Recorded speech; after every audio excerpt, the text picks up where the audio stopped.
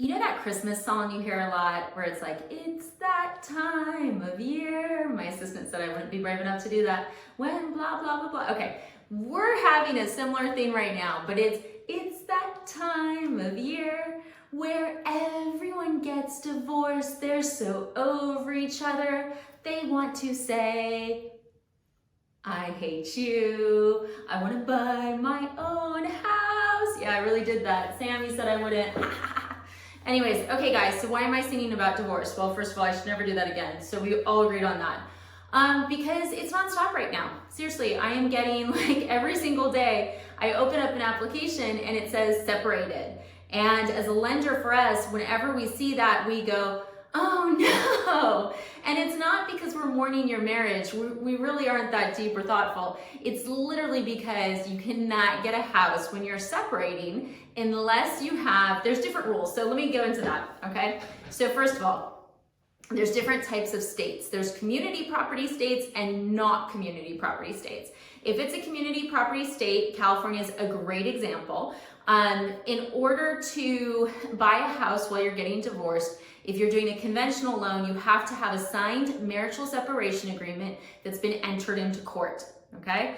Everyone has to have signed. If you're trying to get a government loan, well, if you're trying to get a government loan, you have to be officially divorced before you can buy a house, okay? So that's important.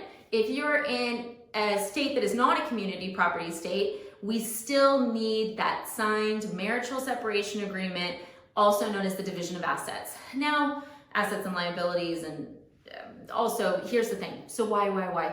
Okay, well, when you're getting divorced, we don't know like who's gonna get the bank account, who's gonna get the business. Are you gonna have to pay child support? What about alimony? What's gonna happen? There's 900 things that can happen when people break up.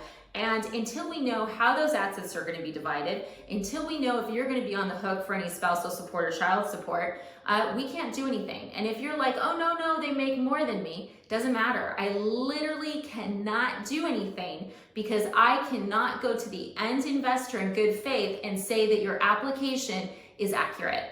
Because your application right now, if you say, well, I make $50,000 and I have $20,000 in the bank account, you're splitting up from someone. They may have a right to that $20,000 in the bank account.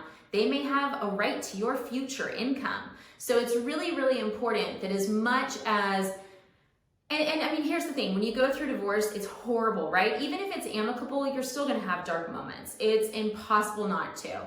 And ultimately, it's amazing, just saying, been there, done that. Second husband, wonderful. First husband, still a really good friend. He was a good dad, really good dad.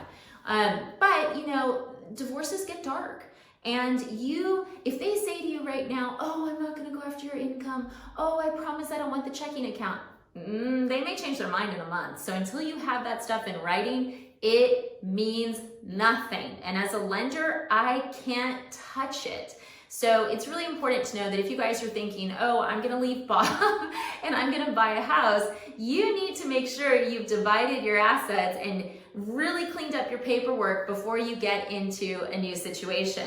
And the other thing that no one ever thinks about, and I have seen this happen, so I have had clients who haven't told me that they're getting divorced, and so we get into contract and they're about to close, and then all of a sudden, the wife won't sign off. And I'm like, what's wrong with your wife? I thought she just wasn't gonna be on the loan, but why won't she sign off? And it's like, oh, we're getting divorced. What?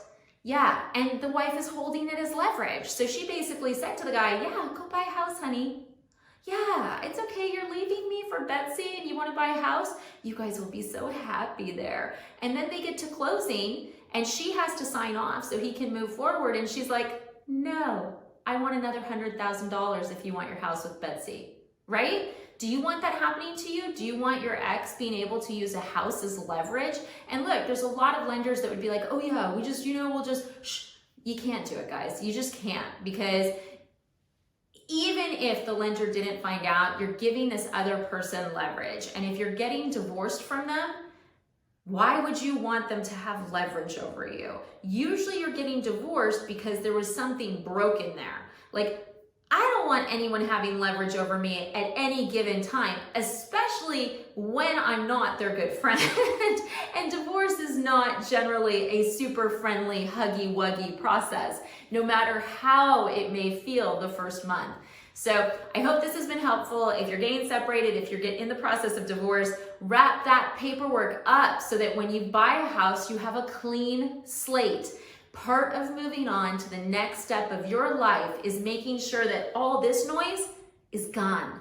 You don't want this noise coming into your brand new house and having leverage. So I hope this has been helpful. Questions, comments, as always, reach out. Yes, I'm licensed in 43 states now. We added Nevada, Ohio, West Virginia. I'm super excited about a couple of those. I know in Ohio there's been a demand for a while, so thank you all my friends in Ohio and Nevada. So thanks guys.